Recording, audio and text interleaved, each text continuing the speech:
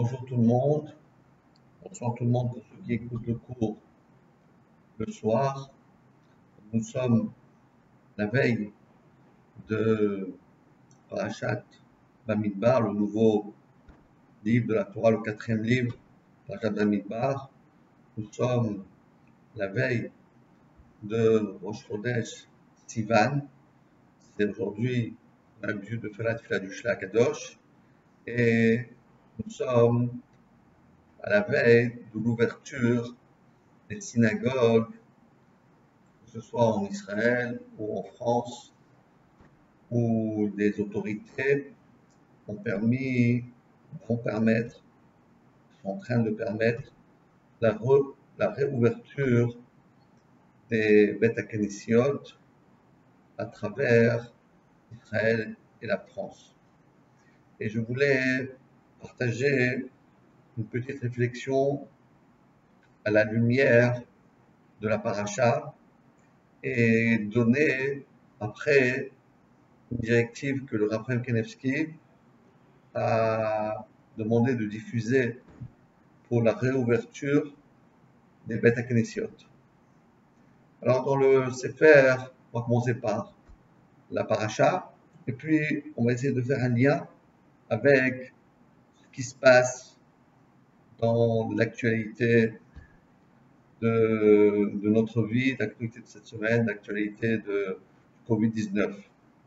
Dans Rabotai, dans la paracha de Bamidbar, tous les Mefarshim se questionnent.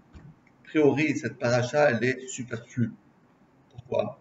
Parce qu'en vérité, dans cette paracha, on n'apprend rien du tout. Qu'est-ce qu'on apprend? Combien le Shevet Yehuda était composé de combien de personnes? Combien le Shevet Issachar, Zebulun, Reuven, Shimon, Lévi, pas Lévi, tous les autres. A priori, c'est des choses qui se sont déjà passées. Et qu'est-ce que ça peut bien nous faire s'il y avait 72 550 ou s'il y en avait 67 000 et s'il y en avait... C'est quoi ces chiffres? Ce n'est que des chiffres. On peut dire que c'est des chiffres et des lettres. Qu'est-ce que ça vient nous apprendre, toute cette paracha? A priori, on aurait pu dire, voilà, les Béni Israël étaient 600 000 personnes, combien il y en avait dans chacun? De toute façon, c'est plus d'actualité puisqu'on n'a plus des shvatim. Et qu'est-ce que ça peut nous faire? Combien? Et d'ailleurs, encore plus que cela, c'est que le Sefer Bamidbar est appelé dans les Midrashim et dans le Zohar, Sefer HaPikudim. Sefer HaPikudim, ça veut dire le Sefer où on va compter chaque personne. Et la question de se poser encore une fois, c'est à quoi bon compter des gens qui sont, ça fait déjà 3000 ans, qui n'existent plus? Ça nous apprend quoi à nous? Qu'est-ce que la Torah? La Torah est éternelle, la Torah est de l'actualité, la Torah veut nous enseigner, chaque mot de la Torah c'est Netzach Netzachim, chaque mot de la Torah ça nous a donné un enseignement clair, net et précis. Quel est l'enseignement du Sefer Bamidbar et de la Parashat Bamidbar? Et le début de la Parashat de Nassau, ça continue à compter les Lévi'im, etc., etc. Qu'est-ce qu'on veut nous apprendre dans ça? Il n'y a aucune mitzvah là-dedans. Qu'est-ce qu'on apprend? On n'apprend aucune mitzvah. Rabotai, les Mefarshim nous apprennent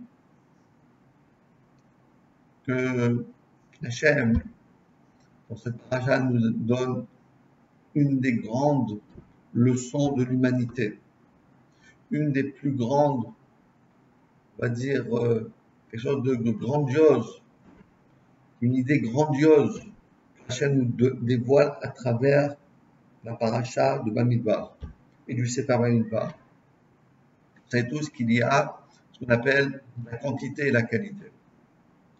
Alors, c'est vrai que certains préfèrent avoir une grande quantité. Il y en a d'autres qui se focalisent sur la qualité. La Torah est en train de nous dire que ni l'un ni l'autre n'est la bonne manière d'entrevoir notre vie. La vie, c'est que de donner la qualité sur chaque unité.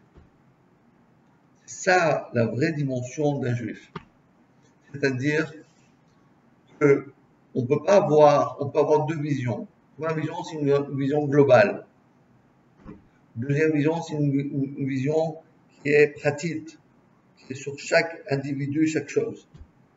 Et la Torah, elle vient nous apprendre, c'est pas comme ça, ni l'un ni l'autre n'est bon. Il faut faire la jonction entre la qualité, la quantité, la vue globale et la vue des pratiques de chaque chose. Et c'est ça que la Torah veut dire. On peut pas imaginer un instant de pouvoir se séparer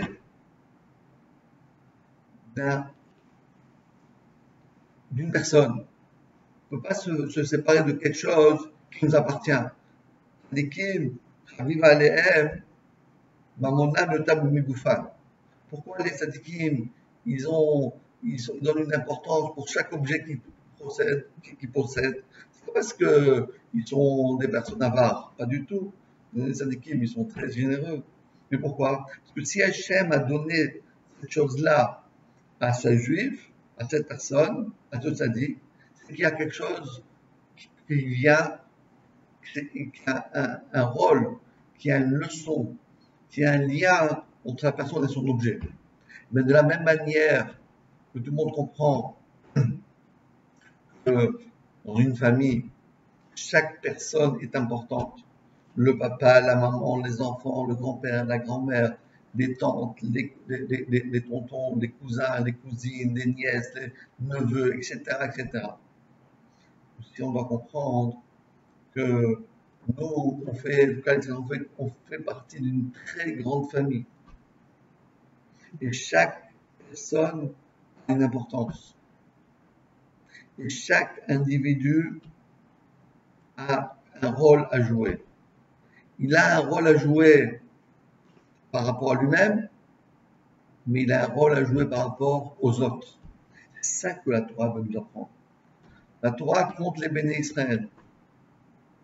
Elle dit le Shevet Yehuda étant de milliers de personnes. On n'a pas arrondi les chiffres. C'est des chiffres exacts.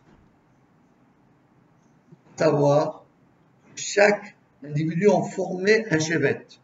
Et tous les Shvatim ont formé le peuple d'Israël. Mais chaque individu, en réalité, il est important parce qu'il est indispensable. Chaque personne qui fait partie du peuple d'Israël est comme partie prenante de notre vie. C'est pour cela que nous, les béné Israël, nous, le peuple d'Israël, on a besoin de tout le monde. On a besoin de tout le monde. Et chaque personne a un rôle. Une personne qui se dit, moi, de toute façon, personne ne me regarde, je sais pas, c'est pas grave, de toute façon, c'est pas vrai. Mashal et Madar dit Yerushalmi, Ve'afta le'recha kamocha. Ve'afta le'recha kamocha, est-ce comment on peut dire qu'on doit aimer son prochain comme ça, c'est impossible? Réponse oui, parce que si tu considères que ton prochain, il est différent de toi, il est à l'extérieur de toi, tu peux pas l'aimer. Mais est-ce que toi, homme, toi, femme, tu aimes plus ton doigt, ou bien ton œil, ou bien ta bouche, ton oreille? Tu aimes quoi plus? Ben, j'aime tout, je veux tout. Je peux pas aimer quelque chose, je peux pas aimer quelque chose, je peux pas aimer quelque chose plus que l'autre. Je préfère mon cœur que mes yeux. Je préfère mon foie que mes pieds. C'est pas possible. Je veux tout. Et chacun a un rôle. Et à Botaï, allons plus loin. Non seulement chacun a un rôle, mais chacun a un rôle différent. C'est ça la force d'un peuple d'Israël. On ne peut pas se dire que tout le monde, c'est pas le communisme, tout le monde est pareil. Chaque juif, il a une fonction. Keshem, Shepartoufé, M, Shonot, car Deotem, Shonot. Hachem, il a fait des milliards et des milliards et des milliards depuis que le monde existe d'individus.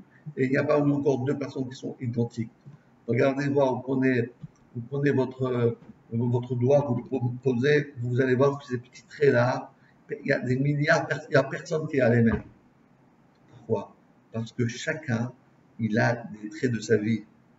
Chacun, il a un autre rôle dans sa vie. Voilà, ça c'est le trait de ça, ça c'est le trait de ça.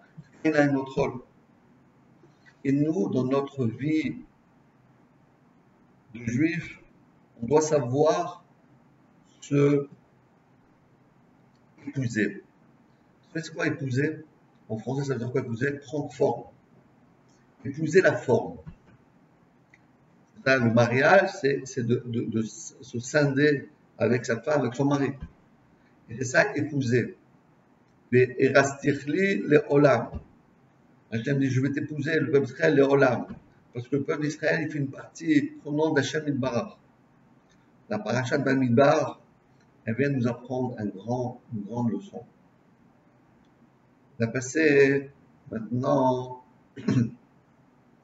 bientôt 2 mois et demi, 3 mois de solitude. On dit en Israël bidoud, de confinement. Qu'est-ce qu'on doit apprendre dans le confinement? Qu'est-ce qu'on doit apprendre dans le confinement? Ah, et combien c'est bien d'être ensemble. À Botaï, il faut se dire Matovu alecha Yaakov mishkenotecha Israël.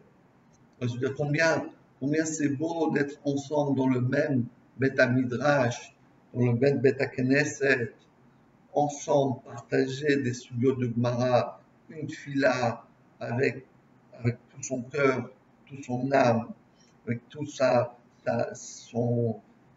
intellect, tous ses sentiments. Combien c'est beau de partager ça avec les autres. On a fait une expérience de la vie solitude.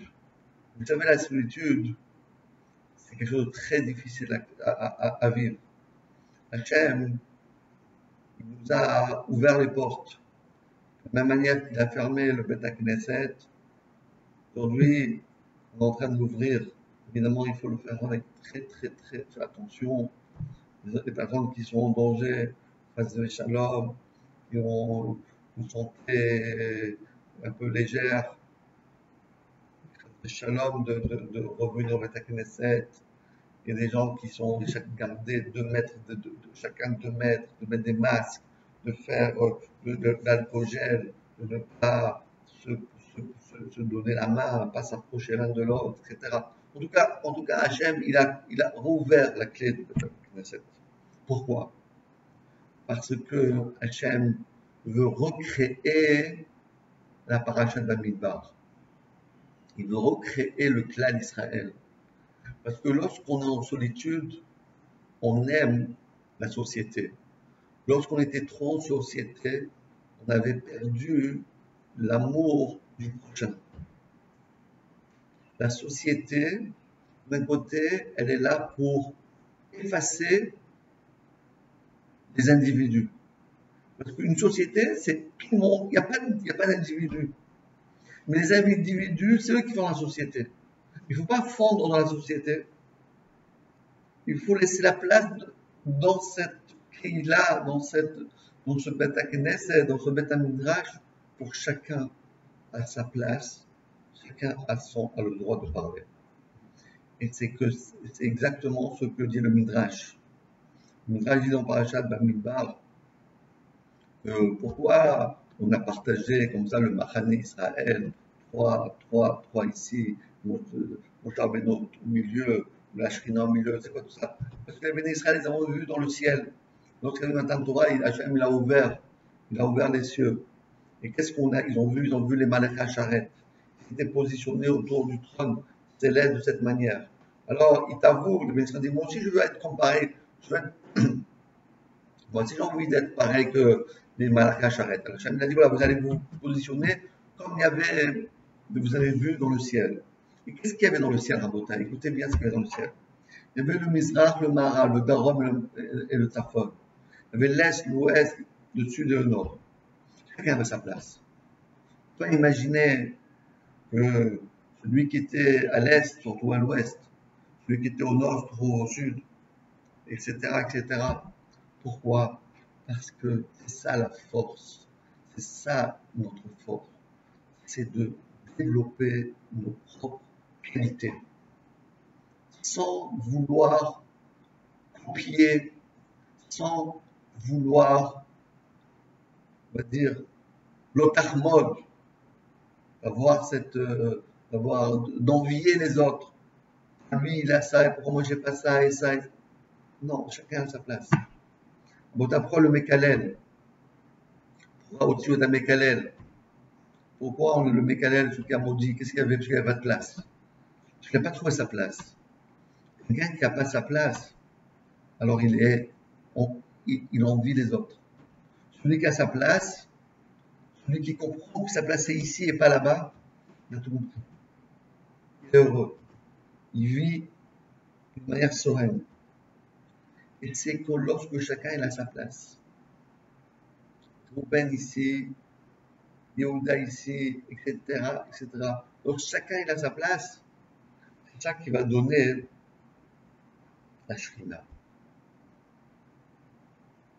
Il suffisait pour qu'une personne, ou bien qu'une personne n'était pas vraiment à sa place, faire son rôle, ça veut dire développer ses qualités, de donner ce qu'il a de meilleur en lui. Alors la Shrina ne peut pas venir. La Shrina ne vient que s'il y avait tout le peuple d'Israël. Lorsqu'il y avait 600 000 juifs, alors la Shrina est arrivée. Israël, yesh ishim ribo otiot la Torah. Israël, c'est lorsqu'il y a tout, l'iroche, ça c'est quoi Israël, c'est l'iroche, c'est celui qui a la tête, celui qui a la compréhension, c'est celui qui comprend cette leçon-là, de Bamidbar. Et Rabotai, et où ça s'est passé, Bamidbar? C'est vraiment que la Torah a été donnée dans le désert. Pourquoi Hachem ne l'a pas choisi au Lioud? Bon, on a compris. Champs-Élysées. Bon. Et pourquoi pas Yerushalayim, au Beth Amikdash? Pourquoi la Torah a été donnée dans le désert? Sahara là-bas, Sinaï. Pourquoi? Parce que Hachem veut nous apprendre que la Torah, c'est Bamidbar. C'est quoi Bamidbar? C'est le dibour. C'est la relation avec les autres. C'est ne pas vivre en ermite. Je suis et j'y reste. Et c'est il faut savoir dialoguer, il faut savoir échanger, il faut savoir communiquer, il faut savoir dibour. Bamidbar, c'est le corps à dibour. Le corps à dibour, et ça a été fait où dans le désert? Parce que quand quelqu'un il comprend, le désert il n'y a rien. On peut pas être, on peut pas envier quelqu'un parce que dans le désert il n'y a rien. Et oui, celui-là a une plus belle maison, celui-là il a une moins belle maison, celui-là a une plus belle voiture, celui-là il a une plus belle. Non, c'est le désert. Tout le monde sent, mais chacun, lorsque chacun il sent que, de toute façon, je ne vis que pour moi et je suis et tous mes facultés sont dirigées vers les autres. Alors, écoutez bien ce que on est en train de dire, ce que les Ramis nous disent. Pas du tout, c'est le chilouv du prat et du klal. C'est ça la vraie dimension d'un juif. C'est pas d'être autonome sans parler de la communauté ou bien fondre dans la communauté sans développer ses qualités, c'est les deux en même temps. Ça, la force du Beth Knesset. Parce que Knesset, c'est quoi le mot Knesset? Ça veut dire être machnis. Je vais rentrer, on va se réunir. Mikra et Kodesh, ça veut dire quoi? On va être couré, on va appeler le Kadosh. Comment on fait pour appeler le Kadosh? En appelant le Kadosh, c'est que on va être sensible à autrui, mais garder ce qu'on a de bien en nous. C'était une vie. C'est toute une vie pour apprendre ça. Toute une vie pour partager sa vie avec les autres et développer sa propre vie. En bataille, essayons de faire un bilan savez, lorsque on va dans une ville, en vacances, belle ville, on revient de Paris, on avait des petits tours Eiffel. On va donner des souvenirs.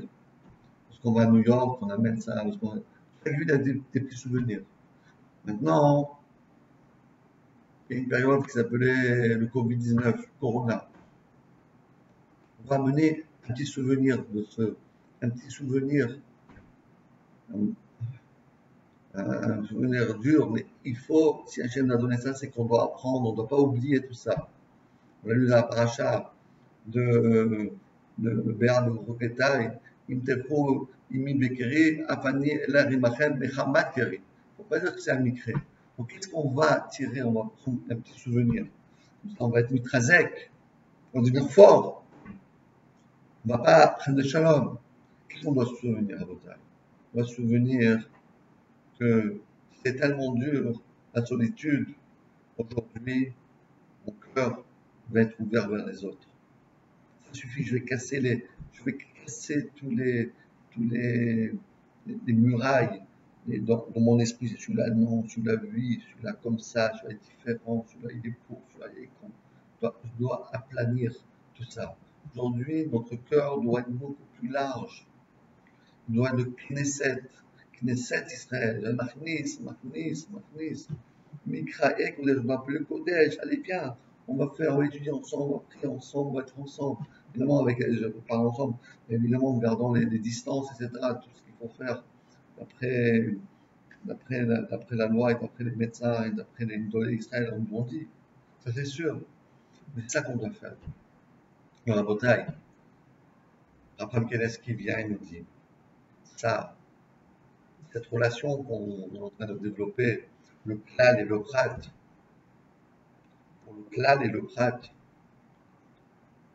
lorsqu'on prie à Hachem, aussi, il faut savoir partager notre prière en deux parties. Il y a la partie où on va prier pour nous, notre femme, notre enfant, notre famille. Mais il y a une deuxième partie de la tefila. On doit prier pour tous nos amis. On doit prier pour tout le clan d'Israël. On doit prier pour toute l'humanité entière. Rappelez-vous, Rabotai, Hashivenu Avinu le Toratecha, Hashivenu, pas Hashiveni. Toute la tefila est au pluriel, parce que c'est moi avec les autres. Si je veux partager ma prière, et je veux faire que ma prière devienne une prière collective, qui développe premièrement mon être, mais en même temps la communauté, le peuple d'Israël, l'humanité entière, alors ma tefila aura été les Knesset, les Beth Knesset. Là, je vais faire ma tefila, elle devient une vraie tefila. Une tefila qui se rapporte, qui se connecte avec Hachem. Parce que pour avoir une connexion, c'est comme un téléphone. Pour être connecté, il faut avoir un réseau. On ne peut pas être connecté sans réseau. Et des fois, le réseau, il ne fonctionne pas. Et regardez, il y a des barres. Combien il y a de barres? Il y a 5 barres. Le deuxième, c'est un bon chiffre. C'est quoi les 5 barres? C'est justement comme les Knesset Israël. Ils étaient au Safon, Darom, Mizrach, Ma'arav. Il y avait la Shrina qui était là, les 5 barres. Mais il y a une chose, je peux dire après Ganevski, notre maître, le maître de génération, Sarah Torah, nous dit aujourd'hui, on va revenir au Beth Knesset, le téléphone, on l'éteint avant de rentrer dans la synagogue. On ne le met pas vibrer, on l'éteint. On éteint son téléphone. Pourquoi? Parce qu'en réalité, si on a son téléphone, on oublie cette fille-là. On n'est pas là, dans son téléphone, dans son smartphone, dans son iPhone, je ne sais pas où. On redevient égoïste. Le Beth Knesset, c'est pour enlever l'égoïsme. Un homme cladi, un homme pratique. Mais si tu regardes ton téléphone, tu ne peux pas te connecter avec Hachem. Hachem se connecte qu'avec les personnes, Hachem se connecte qu'avec les personnes qui sont déconnectées. Enfin, c'est le contraire de ce monde-là. Ce monde-là, celui qui est connecté, il peut avoir une connexion. Mais celui qui n'est pas connecté, il n'a pas de connexion. Mais Hachem, c'est le contraire. Celui qui est déconnecté, c'est lui qui a la connexion. Celui qui est connecté, il n'y a pas de connexion avec Hachem. Hachem, il aime. Lève ta or barani Elohim, velibi halal bekirbi. Il est la manière. Mon cœur, il est vide. Rien, il n'est pas connecté. J'ai rien que Hachem qui vient. Demande après Kenevski. On nous embête avec les sectes. Et il faut apprendre ça. Il faut avoir il faut avoir il faut avoir ce réflexe. Je mets le pas, je fais un pas, je fais un pied, je mets mon pied, j'éteins. J'éteins. Je l'éteins. Et je le rallume quand je suis dehors. Pas dedans. J'éteins mon téléphone. Ah, bon, quelle fila, quelle avoda. Avoda chez Balev. Le cœur, il doit être pas connecté avec Hachem, pas avec une autre connexion. Il y a deux connexions, c'est Avoda Zara. Il doit être connecté qu'avec Hachem. Bientôt Shavuot, bientôt la tefila du Shla Kadosh. Shla Kadosh crée une tefila. Fait de la tefila à nos enfants. Nos enfants, ils réussissent dans la vie. Nos enfants, ils deviennent des Irachamaïm, des Chachamim, des Midot Tovot, de Oavé Hachem, de Yiré Hachem. Comment on va faire ça? C'est simple. On doit être un homme qui est klali et qui sait aussi développer ses qualités pour les autres. C'est exactement ça la raison. Et là, pour faire ça, il faut se déconnecter. Laissons tout ça, laissons tout ça. Même si on a un iPhone qui a des filtres et qui est cachère, je ne sais pas tout ce monde-là, mais il faut l'avoir. Même ça, on se déconnecte. Vous allez voir comment vous allez sentir une liberté pour votre fila. Ça va être une vraie liberté. Vous allez être libéré de tout votre Yitzhara, libéré de toute cette frustration. Aïe, Baruch Hashem, je suis avec Hashem, je suis qu'avec lui. En od milevado. Shema Israël Hashem Elkenu Hashem Echad. C'est ça ce qu'on vous souhaiter les ordres d'Hachem à la veille de Chodesh Sivan, le mois qui a été donné à Torah. Prenons sur nous, Bezrat Hashem, cette Kabbalah que nous a demandé Raphaël Milevski, et Bezrat Hashem, Hashem nous sauvera, nous enverra le Mashiach Tzidkenu, le Rabbi Amenu. Amen.